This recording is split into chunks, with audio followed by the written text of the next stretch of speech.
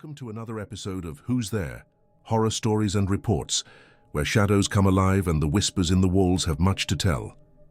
In today's episode, we'll explore accounts that have reached us through those who dared to face the unknown. Stories of inexplicable encounters, presences that defy logic, and moments when the line between our world and something beyond simply vanished.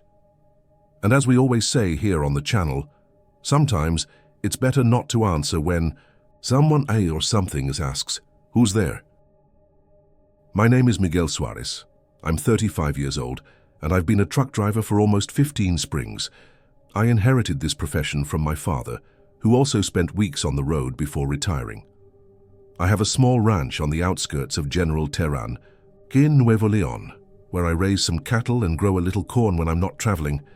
I've always liked this life divided between the road and the countryside, despite the loneliness that sometimes hits hard, especially after my wife Teresa decided she couldn't stand waiting for a husband who was always absent. She left 2 years ago, taking our dog but leaving behind memories that still haunt every corner of the house. I know every curve and pothole of the region's roads like the palm of my hand, especially that little dirt road that crosses the Valley of Shadows, a name that always seemed exaggerated to me, but which after that August night last year began to make complete sense. The road is the shortest path between the town of San Mateo, where I usually deliver goods, and my ranch, saving almost an hour of travel compared to the paved road that goes around the mountains. It was a Tuesday, August 17th, and I was returning from San Mateo after delivering a load of fertilizers to the local cooperative. I'd left later than planned because the cooperative staff took a long time to unload my truck, and when I finally hit the road back, it was already past midnight. The sky was clear, with a waning moon barely illuminating the path, and that, cutting cold, typical of early mornings in the region, even in summer. The dirt road wound between hills covered with dense vegetation, creating shadows that seemed to move with the passing of my truck. The radio reception was poor in that stretch, so I drove in silence with only the roar of the engine and the occasional howl of some distant animal breaking the stillness of the night. My eyes were already burning with fatigue when the dashboard clock marked 2:13 in the morning. It was exactly at that moment that my truck's headlights illuminated a figure standing at the edge of the road, as if it had appeared out of nowhere. It was a tall man, wearing a dark poncho that reached almost to his feet, and a wide-brimmed hat that shadowed his face. He didn't make any hand signal, didn't move, just stood there as if he knew I was going to stop, and the strangest thing is that I really did stop. To this day I can't explain why. Normally I would never stop for a stranger in the middle of the night, on a deserted road like that. My father always taught me to be wary. He used to say, "The road has more dangers than curves, my son." But something about that man made me step on the brake almost automatically, as if my hands and feet had a will of their own. The truck skidded, a little on the loose dirt before coming to a complete stop, raising a cloud of dust that danced in the beams of the headlights. I rolled down the window and shouted, "Want a ride, friend?" There was no response. The man began walking toward the truck with slow, precise steps, in no hurry at all, as if he had all the time in the world. I noticed he didn't limp or show any sign of fatigue, despite being at least 15 kilometers from the nearest town. When he approached, he didn't come to my window as I expected. Instead, without saying a word, he headed to the back of the truck and climbed into the cargo bed. I could hear his steps on the metal sheet, but I never heard his voice, not once. This was already getting too strange. I thought about starting up and continuing my journey, but something told me I should check if everything was all right. I got out of the truck, feeling the early morning cold cut my skin like a razor. It must have been about 5 degrees C, maybe less. My breath formed clouds of vapor in front of my face as I walked toward the back. The man was sitting in a corner of the empty cargo bed, perfectly still, with his back against the side of the truck. "Everything okay over there, friend? Where are you headed?" I asked, trying to sound friendly, but already with a chill in my stomach that had nothing to do with the temperature. He slowly raised his face, and that's when I noticed it. Despite the cutting cold, no vapor came from his mouth or nose when he breathed. In fact, I couldn't even tell if he was breathing. The moonlight partially illuminated his face from beneath the hat, revealing angular features, skin as pale as paper, and eyes. My God, those eyes. They were dark, deep, and fixed on a point beyond me, as if seeing something in the distance that only he could see. They didn't blink. I've never seen eyes so empty and at the same time so full of, I can't explain it, some kind of ancient sadness. It's okay, I stammered. I'll take you as far as I can. He didn't respond, just continued with that fixed stare. I returned to the cabin with trembling legs, trying to convince myself that he was just a strange guy, maybe mute or a bit disturbed in the head. I started the engine and continued my journey, trying to calm myself. The radio was still failing, picking up only static and incomprehensible fragments of some distant music. From time to time, I looked in the rearview mirror, but could only see a piece of the man's black poncho. The road became increasingly narrow and winding as we advanced through the valley. The sensation inside the cabin was suffocating, a cold that seemed to come from inside out, even with the heater turned up to maximum. My hands were sweating on the steering wheel despite the low temperature, and I couldn't stop thinking about those fixed eyes, that absence of breathing.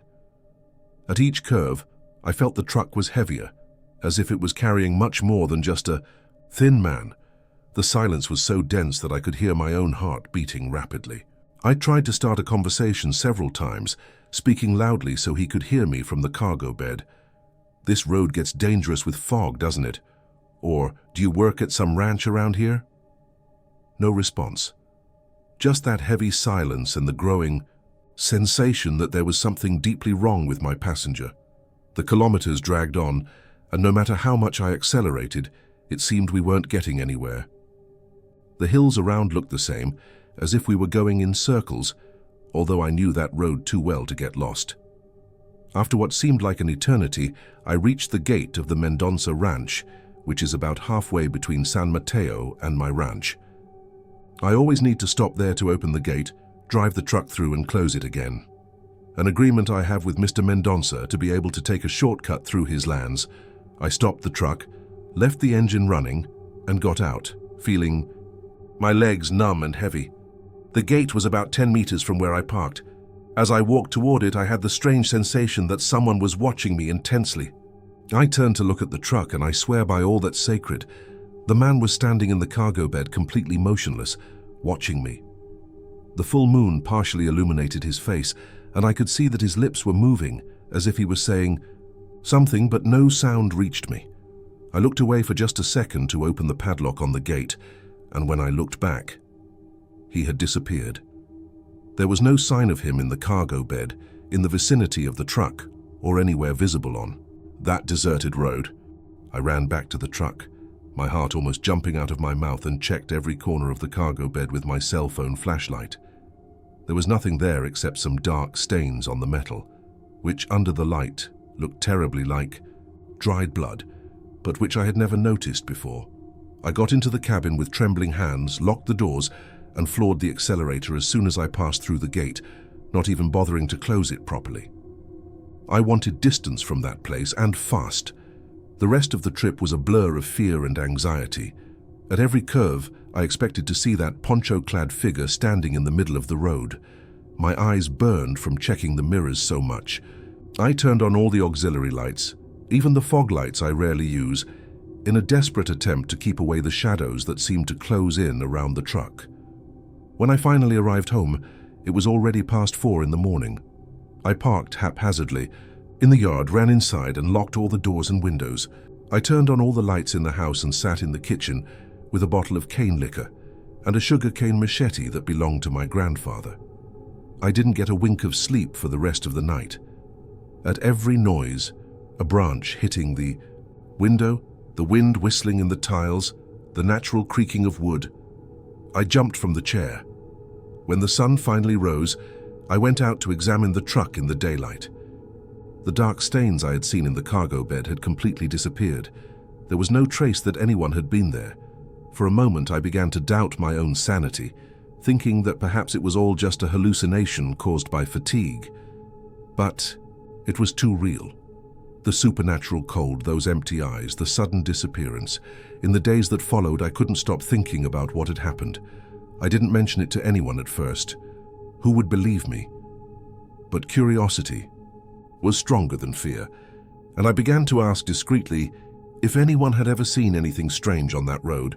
Most people avoided the subject or laughed, thinking I was joking.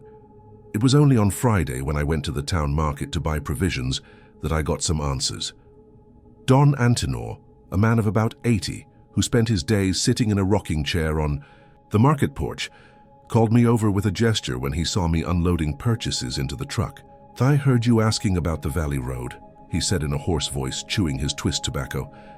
"You saw him, didn't you? The man in the poncho." I felt a chill run up my spine. How did he know? I confirmed with a nod, unable to speak, and the old man continued. "You're not the first, nor will you be the last. My compadre Juvenal saw him about 10 years ago. Jose de las Coles' son too, about 3 years ago. Always in the same stretch, always after midnight." The old man spat on the ground before continuing. "It was Ignacio Bueno, owner of the Cruzeiro ranch that used to be right in that valley. In 1976, he was ambushed by cattle thieves when returning from the city. They shot him 3 times and threw his body into a ravine. They found him only days later, already almost unrecognizable. His cloudy eyes fixed on mine. They say he's still looking for his murderers, that he hasn't rested because justice was never done. The 3 men who did it were never caught." I left the market with weak legs and a boiling head. Don Antinor told me more details about the case while I remained there, unable to leave, thirsty for answers. The old man said that Ignacio Bueno was known for being a fair man who paid his employees well and helped those in need in the region. The night of the crime, he was returning from San Mateo after selling some cattle and had the money with him. The killers were laborers from a neighboring ranch who knew his routine. The body was found still wearing the poncho and hat, but without the money. "The strangest thing," said Don Antinor, lowering his voice, "is that months after the death, bodies began to appear in the region. 3 men, killed in the same way as Ignacio. 3 shots and thrown into ravines. They never discovered who did it, but everyone knew they were the suspects in Bueno's murder." I returned home unable to get that story out of my head. In the following nights, I couldn't sleep well, always waking up startled, with the feeling that there was someone standing in the darkness of my room, watching me with those empty eyes. I began to research the story in the archives of the small, local newspaper and discovered that there really were those mysterious murders. The dates matched, the names too. 2 weeks later, I made a decision that many would call madness. I needed to understand what was happening, and the only way would be to return to that road at the same time. On Monday night, exactly at 2 a.m., I was driving my truck along the same stretch where I had encountered the man in the poncho.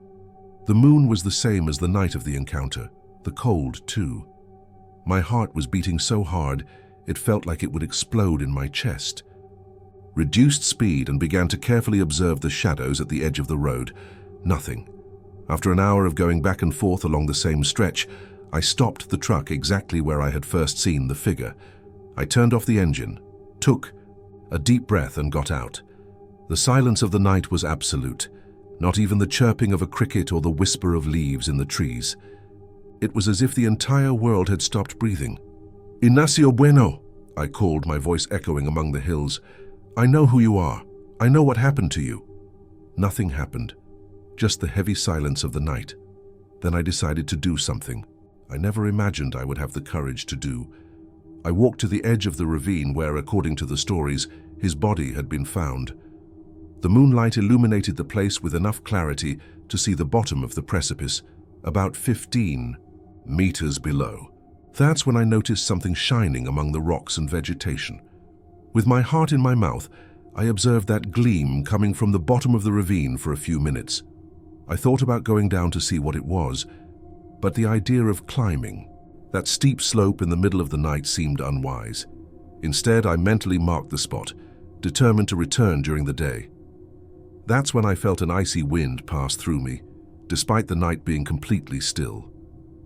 A strange sensation enveloped me. It wasn't fear, but a kind of silent understanding.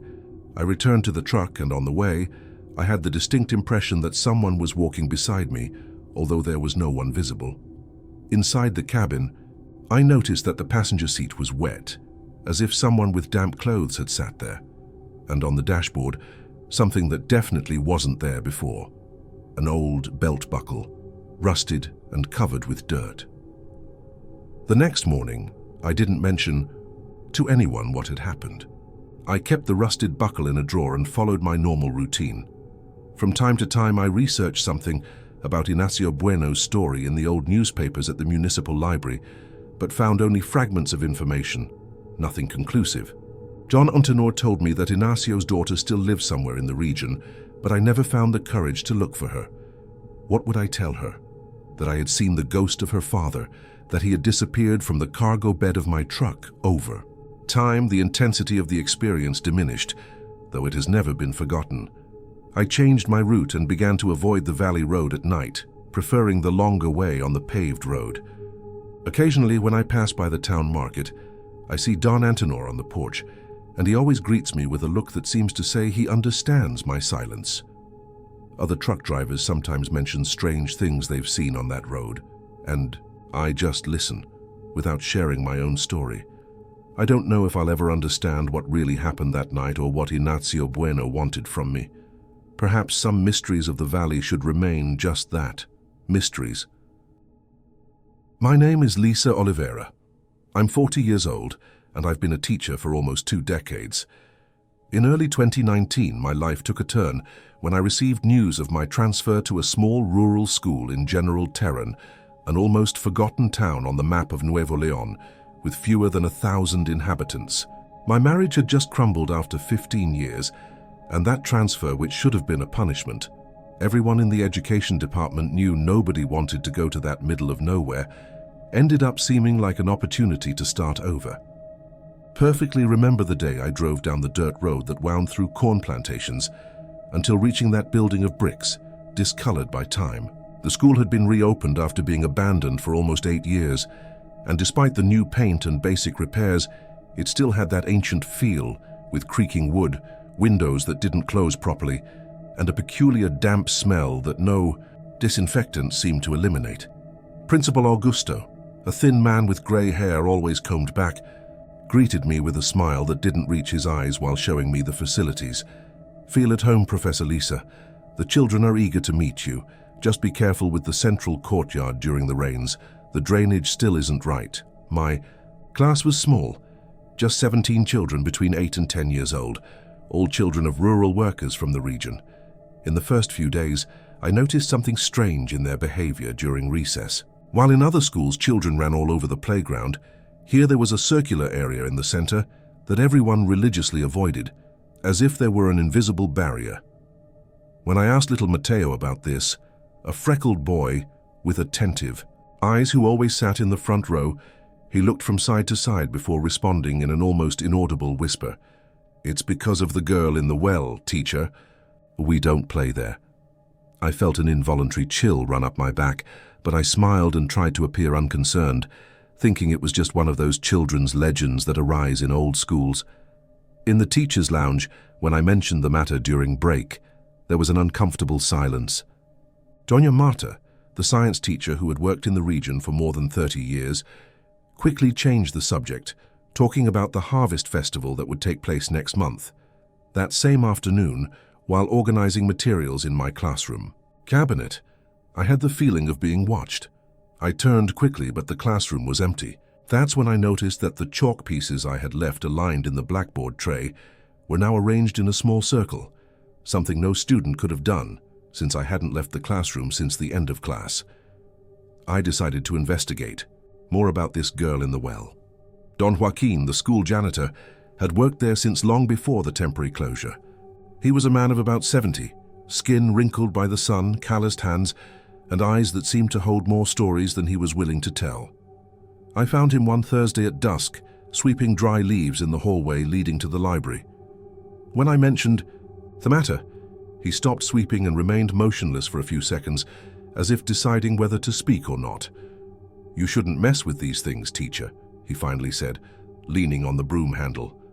I insisted, and he sighed deeply before starting to speak, lowering his voice as if the walls could hear. "About 30 years ago, there was a well right in the middle of what is now the courtyard. The girl's name was Carolina. She was 9 years old, They say she was playing alone after class while waiting for her mother, who worked in the school kitchen. The well cover was rotten and she fell. When they found her, it was already too late. He made the sign of the cross and continued. After that, the stories began. Children who claimed to have seen her wandering the hallways, books that changed places, crying in the middle of the night. The school didn't close just for lack of funds, as they say around here. Many parents no longer wanted to send their children here. The following week, I began staying at school after hours to grade exams and prepare materials. The secretary always left me the key to lock everything when I left. One rainy Tuesday, around 6 in the evening, the sky was already dark and the hallways empty when I heard the unmistakable sound of a child crying. It wasn't hysterical crying, but that low, broken sobbing that comes after crying for a long time. My heart raced. I left the exams on the table and went out to check, calling, "Is anyone there? Any child still at school?" The crying seemed to come from the end of the hallway, near the old concrete drinking fountain. When I approached, the sound abruptly ceased. There was no one there, and all the classrooms were closed. I returned to my classroom, feeling a chill that had nothing to do with the night cold. The wooden windows banged with the wind, and I noticed that my coffee mug, which was on the table when I left, was now carefully placed on the high cabinet, in a place I would never reach without a chair. What disturbed me most was noticing a small wet impression next to the mug, as if someone with wet fingers had touched there. A small hand, the size of a child about 9 years old. I began to notice other strange occurrences in the following days. One morning, upon entering the classroom, I found all the students' work organized in a perfect pile when I was absolutely sure I had left them scattered on the table the night before. The chalk pieces kept disappearing from the drawers and reappearing in unlikely places, like inside my pencil case or balanced on top of the blackboard. The children also perceived things.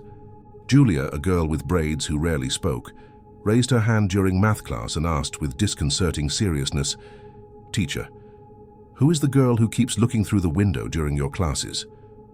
When I turned to look, there was no one there, just the reflection of trees swaying in the wind. That night I couldn't sleep well.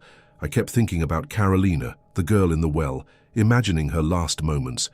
Would she have screamed for help as she fell into the darkness? How long was she there alone at the bottom of the well before they found her? These questions tormented me, and I began to dream of a small girl in a faded blue dress and dark hair, always with her back turned, always calling me to follow her to a place I couldn't clearly see in the dreams. One Friday, I arrived exceptionally early at school. The sun had barely risen, and I needed to organize a special presentation for parents that would take place in the afternoon. The main door was still closed, but Don Joaquin had already opened the back door to begin cleaning. I walked through the silent hallways, feeling that unsettling sensation of not being alone that had already become familiar. When I opened the door to my classroom, I froze in the entrance. All copies of the history book, exactly 20, were open on the desks, on the same page. These weren't books we had used recently. In fact, they were old books from the library collection that I hadn't even taken off the shelves. I approached with my heart racing. The page showed a black and white photograph of the school, dated 1989. In the center of what is now the courtyard, a stone well with a wooden structure around it was clearly visible. There were children posing. For the photo, smiles frozen in time, and teachers with clothes typical of the era. That's when I noticed something that froze my blood. In the window of what appeared to be the old library, there was a partially visible face.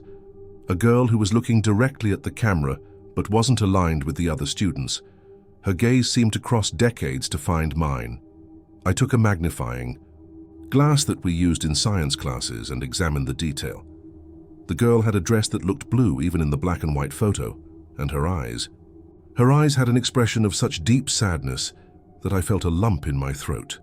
That discovery left me so shocked that I cancelled the first class and went straight to the secretary's office. I needed to know more about Carolina. The secretary, Doña Nelida, a plump lady with thick glasses and nails always painted red, found my request to see the school's old files strange. "Those documents are a mess since the reopening, teacher, but I think the oldest ones are in that metal cabinet in the storage room. The storage room was a dusty cubicle in the back of the school, full of broken desks and obsolete teaching materials. In the corner, I found the rusted cabinet, closed with an old padlock. When I commented about the padlock with Doña Nélida, she frowned. How strange, it shouldn't be locked. She went to get a bunch of keys, but none worked. When we were about to give up, the padlock simply opened by itself, as if someone had opened it from inside. I exchanged a frightened look with the secretary, who muttered something about old locks and hurried out, leaving me alone.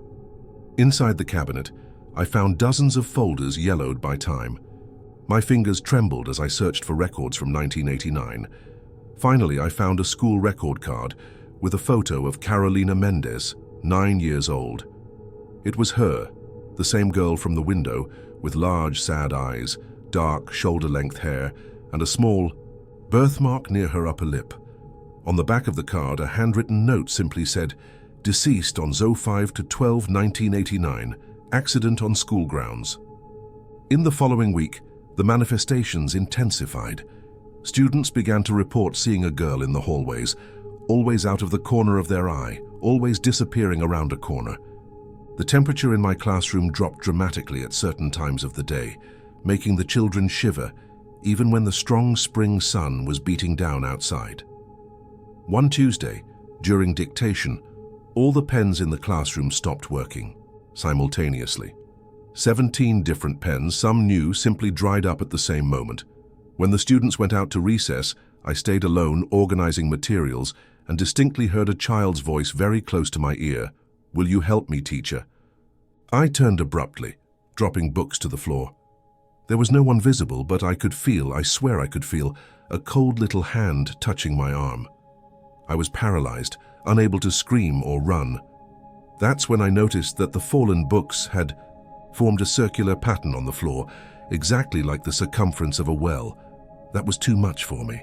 I ran out of the classroom, bumping into Principal Augusto in the hallway, who looked at me perplexed as I tried to explain, between hysterical sobs, that I needed to leave immediately. I spent the rest of that day at home, huddled under the blankets, like a frightened child, unable to logically explain what was happening. But after hours of reflection, I made a decision. I couldn't simply run away. Something in me felt that Carolina was asking for help, not trying to scare me. The next morning, determined, I arrived early at school and went directly to the center of the courtyard, that place everyone avoided. I knelt on the ground and began to remove the decorative stones that formed a circular mosaic, clearly installed there to disguise what was there before. After removing several layers, I found a concrete cover with a small carved symbol, the same symbol that Carolina had drawn several times in my notebooks when I wasn't looking. At that moment, Don Joaquin appeared, pale, and confessed, "They cemented the well, but they didn't take her out first. The family never knew the truth. They said the body was never found." With Don Joaquin's reluctant help, we managed to contact Carolina's older brother, now a man of almost 50 who still lived in the region. He cried when I told him about the manifestations and agreed to help. The authorities were involved, the concrete was broken, and the well was reopened. There at the bottom, along with dark water accumulated over decades, were the remains of who was once Carolina, still with vestiges of the blue dress I had seen in the dreams. They held a proper funeral, with the entire community present. Carolina's mother, now an elderly lady, could finally say goodbye to the daughter who, according to official lies, had never been found. After the burial, I never again felt that presence in the school. The children returned to playing all over the courtyard, including the center where a small flower garden now marks the place of the old well. I continue teaching in General Terán to this day. The school is no longer a haunted place, but I will never forget those months when I lived with Carolina. Sometimes when I'm alone in the classroom preparing materials, I feel a soft perfume of wildflowers that doesn't come from anywhere. I'm no longer afraid. I understand now that some spirits aren't trapped by evil, but by injustice. Carolina just wanted to be found, to be remembered, to have her story known. In her honor, we created a small memorial in the library, and every May 12th, we hold a celebration of life, not death. The children write letters to Carolina, telling about their dreams and hopes. Maybe it's coincidence, but since we began this tradition, our rural school, once forgotten, has received academic excellence awards and has become a reference in the region. As if Carolina, now at peace, blesses each child who passes through here, as if she had finally found her place, not in the dark bottom of a well, but in the loving memory of all of us. My name is Claudia Hernandez, I'm 28 years old, and until 3 weeks ago, I led a completely different life. I worked as an architect at a medium-sized firm in Mexico City, shared a small apartment with a college friend in Polanco, and my biggest problems were the chaotic traffic and the bills that arrived each month. Everything changed with that call on a hot Tuesday in April. Aunt Dolores, with a broken voice, gave me the news I had always feared receiving. My father, Alejandro, had suffered a massive heart attack while checking the fence in the southern pasture. When they found him, it was already too late. I returned to Rancho El Naranjo on the outskirts of General Terán in Nuevo León for the funeral and what would be just a few days to sort out the paperwork. But reality imposed itself like the Sierra Madre Oriental mountains that surround our property. The ranch was in debt, the workers depended on those jobs to support their families, and I was the sole heir to a place that, despite having left behind 10 years ago when I went to college, still ran through my veins. I requested leave from work, extended my stay, and before I knew it, I had been sleeping in my old room for 3 weeks, waking up to the rooster's crow, and trying to understand the accounting books that my father kept in his small, organized handwriting. Rancho El Naranjo isn't among the largest in the region, but it has always been well maintained. It's 200 hectares of semi-arid land, typical of Nuevo León, with cattle breeding, a drought-resistant sorghum plantation, some areas with pecan trees, and an orchard that supplies not only the main house, but also the families of the 4 workers who live on the property. At the center of it all is the headquarters, a colonial-style hacienda with thick adobe walls, terracotta roof, and an internal courtyard with a stone fountain, built by my great-grandfather in the 1930s. And about 100 meters from the OE house, imposing like a silent sentinel, stands the barn. A dark wooden structure with 2 floors and an attic, large enough to store all the equipment, the harvest, and still serve as a workshop for repairs. Since childhood, I had an ambiguous relationship with that place. During the day, I loved playing among the hay bales, searching for birds' nests in the beams, and watching my father repair tractors and tools. But when the sun began to set, an uneasiness would take over me. The shadows seemed denser there, the creaking of the wood more intense, and I always invented an excuse to return home before it got completely dark. In that first week after the funeral, I avoided the barn. There was much to do in the house and offices, meetings with the bank and the lawyer. But on the morning of the 10th day, Don Manuel, the foreman who has worked with us for more than 30 years, approached me during breakfast. "Miss Claudia, we need to organize the barn. Your father left many things out of place in the last few weeks, and the rainy season is coming. Could you help me catalog the tools?" I accepted Don Manuel's proposal without much enthusiasm, but recognizing the necessity. After lunch, we walked together to the barn under the scorching Nuevo León sun. The familiar smell of hay, leather, and machine oil hit me as soon as we opened the heavy wooden doors. Beams of light entered through the cracks in the roof, illuminating the dust dancing in the air. The interior was exactly as I remembered it, but also different. Tools piled in disorderly stacks, boxes of parts scattered across the packed dirt floor, tarps carelessly covering equipment. My father had always been meticulous with his things. Seeing that disorder was like a silent confirmation that something wasn't right with him in his final days. "Don Alejandro was different in the last few weeks," commented Manuel, as if reading my thoughts. "He would come here alone at night, even after everyone had gone to bed.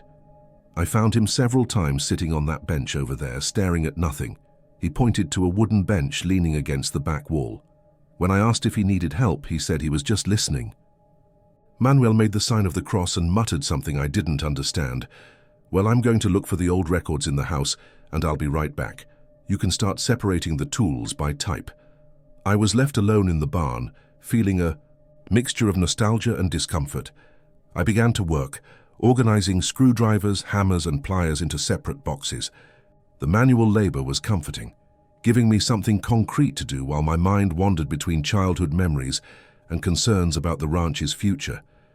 It was when I was crouched down, picking up nails scattered across the floor, that I heard it for the first time. A whisper so low that I initially thought it was just the wind passing through the cracks in the wood, but there was no wind on that suffocating afternoon in General Terán. I stopped, becoming completely still to listen better. Too late. It was a male voice, hoarse and distant, as if coming from within the walls themselves. She must not... I jumped up, my heart racing. Is anyone there? My voice echoed in the empty space. No response. I walked to the back of the barn, checking between the covered equipment and behind the piles of hay bales. I was completely alone. I convinced myself it was just my imagination, amplified by fatigue and grief. I returned to work, but now with an uneasiness I couldn't name. Minutes later, while organizing some tools on a high shelf, I heard it again. Claudia, beware of the attic. My name. The voice had clearly said my name. I dropped the toolbox I was holding, scattering its contents across the floor with a metallic crash. It wasn't imagination. It wasn't the wind. Someone, or something, was whispering in the barn. I left the barn almost running, tripping over the scattered tools. The afternoon sun hit me like a momentary relief, dissipating some of the cold that had settled in my bones. I took several deep breaths, trying to calm myself. I was being ridiculous, getting scared by noises in an old building. It was probably just some animal hidden among the beams, perhaps a nest of birds or mice that had made their home in the walls. But a part of me knew it wasn't that. No animal would pronounce my name that way, with that disturbing clarity. I saw Don Manuel, returning from the main house, carrying a worn leather folder. I forced a smile, not wanting to appear like a superstitious fool. I found the records, he said, but stopped when he saw my face. You're pale. Did something happen? I hesitated, but Don Manuel's genuinely concerned expression made me decide. On the truth, I heard voices inside the barn, whispers. One of them said my name. I expected to see surprise or disbelief on his face, but what I saw was something completely different. Resignation, as if he had been expecting this for a long time. Let's sit out here, he said, pointing to the shade of a nearby pecan tree. We sat on a fallen log that served as an improvised bench. Don Manuel remained silent for a long moment, passing his calloused hand over his face wrinkled by the unforgiving Nuevo León sun. Your father didn't want you to know, he finally began, his voice low. He said it was better to leave the past, buried, but now that he's gone. He looked toward the barn with an expression that mixed respect and fear. This barn was built by your grandfather, Don Ricardo, almost 60 years ago. He was a complicated man, very different from your father. He liked gambling, drinking, women. Don Manuel paused as if carefully choosing his next words. In 1965, there was a great drought in General Terán, worse than the usual ones. The ranch was going through difficulties, like everyone in the region. But your grandfather, instead of economizing, began to gamble even more, saying he needed quick money to save the property. One night after a card game in Monterrey, he lost almost everything. Money, cattle, even deeds to parts of the land. Don Manuel lowered his voice, almost whispering now. He returned drunk, furious. He locked himself in the barn. The next morning, one of the workers found him. He made the sign of the cross again. Hanged from the attic beams with a confession, letter nailed to the wall. Your father was only 12 years old at the time. I remained silent, absorbing that revelation. I had never heard this story before. My father rarely spoke about my grandfather, and when he did, they were just vague comments about how he had worked hard to expand the ranch. No mention of gambling, betting, or a tragic end. After that, continued Don Manuel, your father became a different man, even being so young. He took on responsibilities, worked tirelessly to recover what had been lost, paid off all the debts. But he was never again the cheerful boy I knew. He looked at his wrinkled hands, and he established rules about the barn. No one worked there, alone after sunset. No one slept there, even during harvests when we needed surveillance, and the attic. The attic remained closed for years, until your father finally renovated it to store equipment, but even then he always went there accompanied. Don Manuel raised his eyes to look at me. The people of General Terán say your grandfather didn't find peace, that his shame and regret keep him tied to this place. Some of the older workers reported hearing voices, seeing tools change places during the night, feeling invisible hands touching their shoulders. Your father never confirmed or denied these rumors, he just insisted on the rules. He hesitated before continuing. In the last few months, your father began spending a lot of time in the barn, especially at night. When I asked him why, he only said, "Manuel, I think my father is trying to warn me about something I still can't understand." That night I couldn't sleep. Don Manuel's story and the whispers I heard mixed in my mind, creating disturbing scenarios. Around 2 in the morning, I gave up trying to sleep and stood watching the barn from my bedroom window. The full moon illuminated it, creating elongated shadows that seemed to move, though I knew it was just the effect of light on the nearby trees. I made an impulsive decision.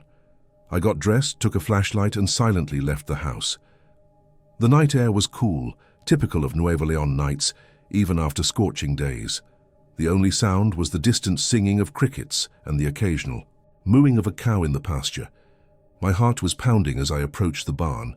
The wooden boards creaked under my feet as I opened the door.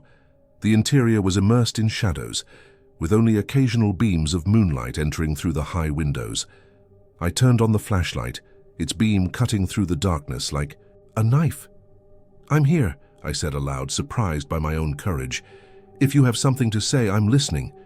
The silence that followed was absolute, as if even the insects had stopped to listen. Then, like a collective sigh, the whispers began. They didn't come from a specific place, but from all corners at once, as if the walls themselves were speaking. "Claudia, danger! He's coming!" Different voices overlapped, some clearer than others, all with a tone of urgency and fear. My flashlight began to fail, flickering irregularly until it completely shut off, leaving me in the dim light. That's when I noticed a faint light coming from the trapdoor that led to the attic, a light that shouldn't be there, a sickly greenish glow that pulsed like a dying heart. My feet seemed glued to the floor as I observed that abnormal light coming from the attic. I took a deep breath and, against all common sense, began walking toward the stairs. The whispers increased, becoming more urgent, some in Spanish, others in a language I couldn't identify. Perhaps the indigenous dialect that some of the older inhabitants of General Terán still spoke. The wood of the staircase creaked under my weight, each step a decision that questioned myself. The trapdoor was ajar, letting escape that greenish light and a strong smell of damp earth and something metallic that reminded me of the smell of dried blood. I hesitated before pushing the trapdoor completely open, but something inside me needed to see, needed to understand what had tormented my father for so many years. The attic was different from how it should be. The boxes and equipment had been reorganized, creating an empty space in the center. On the wooden floor, dark marks formed a circle, and inside it, there was a rope hanging from one of the central beams. But what made me freeze were the walls, covered with photographs. I approached trembling and recognized my father in many of them, in recent moments. In others, there was me, in Mexico City at the airport, arriving at the ranch for the funeral. Someone had been watching us. Under the photos, written with something that looked like charcoal, were phrases in Spanish. "The debt remains. Blood calls to blood." The temperature suddenly dropped. I heard a sound behind me, like dragging footsteps. When I turned, there was no one visible, but the rope in the center of the circle swayed gently, as if someone had just released it. Then, without any warning, the only lamp in the attic went out, plunging me into total darkness. In the darkness, my ears caught sounds that shouldn't be there.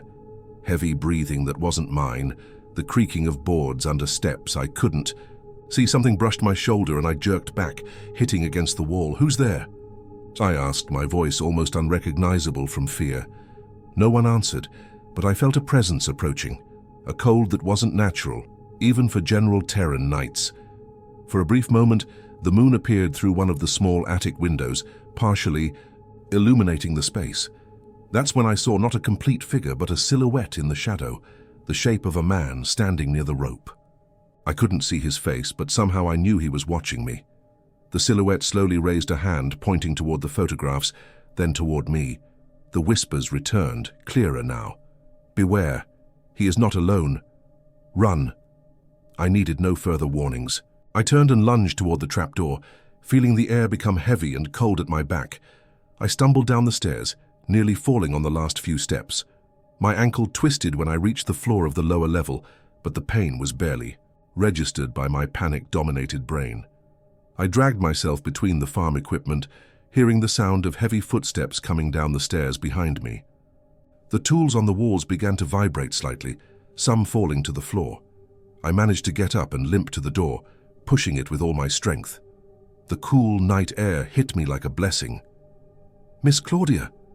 Don Manuel was running in my direction, a flashlight in one hand and his old shotgun in the other. "I heard noises. Are you all right?" He helped me move away, his eyes fixed on the barn behind me. "We need to get out of here," he muttered, his voice trembling. "Your father made me promise never to let anyone enter the barn alone at night." He knew that something was waiting. As we moved away, I looked one last time toward the barn. In the highest window of the attic, I briefly saw a face watching. An elderly man with familiar features, eyes sunken with sadness and guilt. Then the figure disappeared, leaving only darkness. 3 months have passed since that night. After the incident, Don Manuel gathered some of the oldest workers and performed a traditional ceremony in the barn, a mixture of Catholic rituals and local indigenous beliefs that, according to him, had been practiced in General Terán since before the arrival of the Spanish. I didn't ask for many details, just observed from a distance as they burned herbs, prayed, and sprinkled holy water in every corner of the building. The attic was completely emptied and closed again. The photographs, the marks on the floor, everything was removed and burned in a bonfire far from the house. I decided to stay at the ranch. I sold my apartment in Mexico City, resigned from the architecture firm, and definitively took over the management of Rancho El Naranjo. The debts my father left were less than I feared, and with some changes in management, we managed to balance the finances. I hired 2 more workers, and we started a small artisanal mezcal production with agave grown on the property, something my father always wanted to do but never had time for. The barn is still there, imposing as ever. We renovated the roof and replaced some rotten boards, but I kept the original structure. Activities in the place are normal during the day. We store equipment, store the harvest, make repairs. The paranormal activities have almost completely disappeared. Almost. Sometimes when the sun begins to set, I still hear distant whispers between the walls. Tools occasionally change places during the night. And although I have never gone up to the attic again, I know that the door I had sealed sometimes is found ajar in the morning. Don Manuel says it's just the wind, that old buildings always make strange noises. But we both know the truth. We maintain. My father's rule, no one works alone in the barn after sunset. I don't know exactly what my grandfather did, what kind of pact he sealed in that place. Perhaps I'll never know completely, but I understand now why my father returned to the barn at night before his death. It wasn't just to listen to the whispers, but to keep something contained, something that he knew one day I would have to face. 2. Some debts, as I learned, cannot be paid with money. And some family stories don't end with death. They just pass to the next generation, like a silent legacy that whispers in the walls of an old barn in General Terán.